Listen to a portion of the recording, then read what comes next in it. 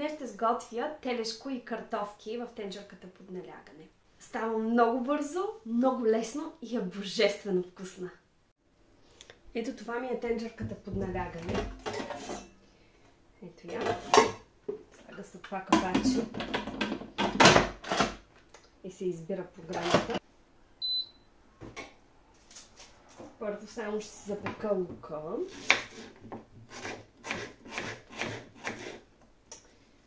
Вече лука, като го задуша, само пъхам всичко вътре, затварям го и го слагам за 30 минути на опцията стю.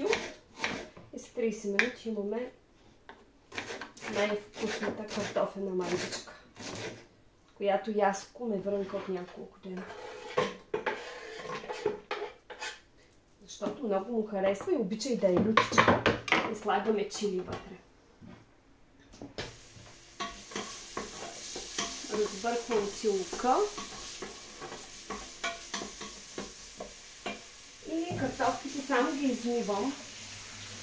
Изобщо не ги деля, защото са много по-вкусни с корите, когато се сготви. Изчиствам ги, ако има някакви части в тях, които не ми допадат. Но не ги белям. Също ще си измия целинка и морков.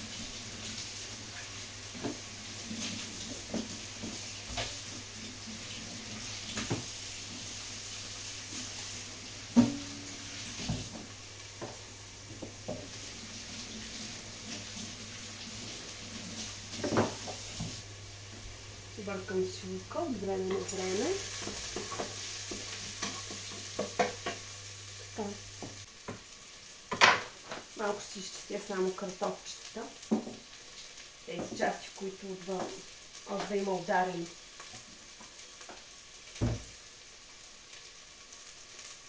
Или очичките.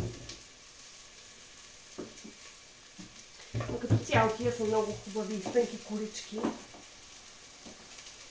Но и дебели да са, пак е супер, защото ти дават фибри. Пък и най-полезната част на картофите е в корите.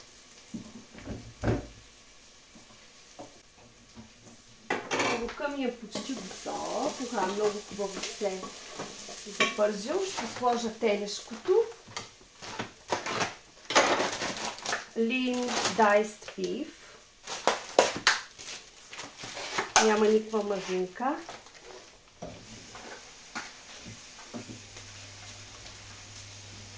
В принцип изобщо не го мия, обаче това път малко само ще го изплакна, ще пусна доста кръв.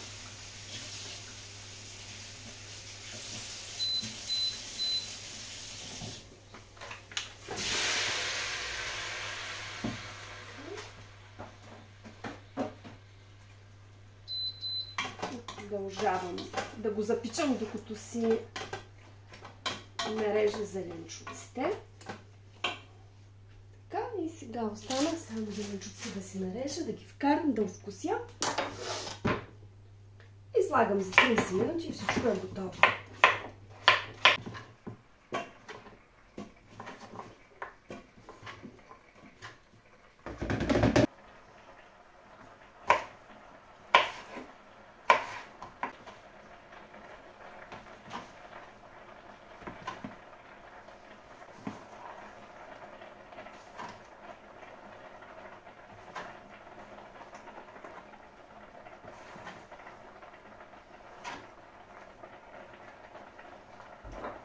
Сега тук ще добавя вода. Вътре има 2 телешки бульона, черен пипер, стритървата чушка и червен пипер. Сега сипвам си горещата вода. Общо взето само тази вода ще добавя. Повече няма да слагам, за да не стане твърде воднисто. Като готвя на тенджерата под налягане, никаква вода не може да се изпари. Тоест всичко остава вътре, картофите, зеленчуците си пускат своят сос, водичката в тях. И в началото покривах картофите и всичко с водичка. Както в обикновена тенджера, обаче ставаше твърде водниста манджичката. Затова сега слагам съвсем малко количество. 1 чаша, колкото дъното да не загаря.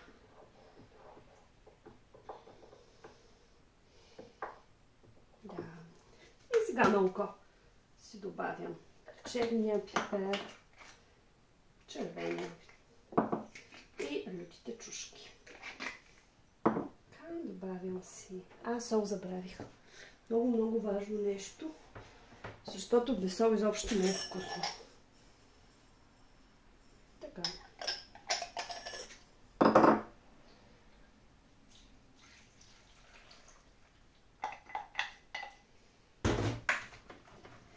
Сега ще разбъркам хубаво.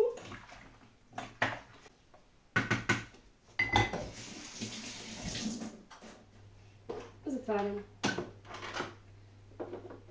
И включвам за 30 минути. И след 30 минути ще имаме картофена манджа. Като цяло за всичко ми беше необходимо около 15 минути. Да си нарежа зеленчуците, да ги сложа в тенджерката под налягане, да овкуся. Сега остава само да чакам 30 минути, докато всичко се сготви заедно. И след това ще напоръся с пресен магдонос отгоре и ще е готово. Тенджерката вече показва, че е свършила със своята програма и вече всичко е сготвено.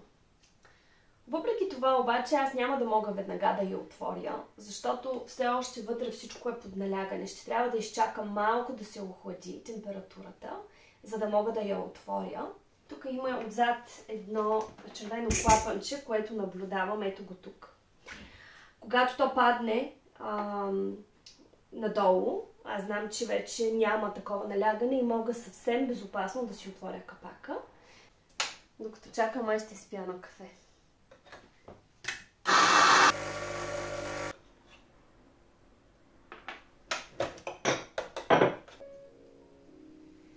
Вали. Както винаги. Но кафето е хубаво.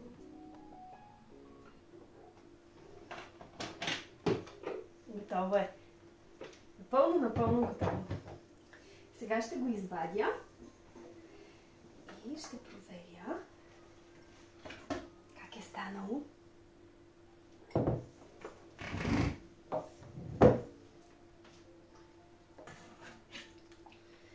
Изглежда чудесно. Телешкото изглежда толкова крехко. И сега, когато го сервирам, ще го поднеса с магдоносче отгоре.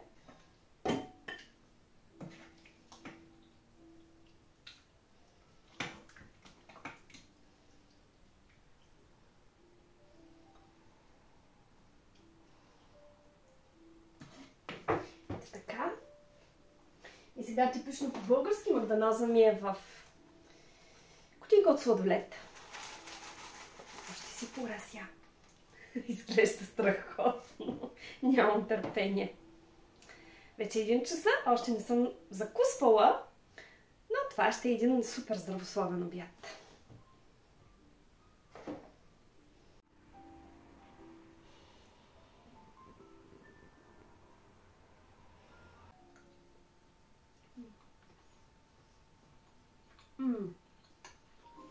Това е много вкусно.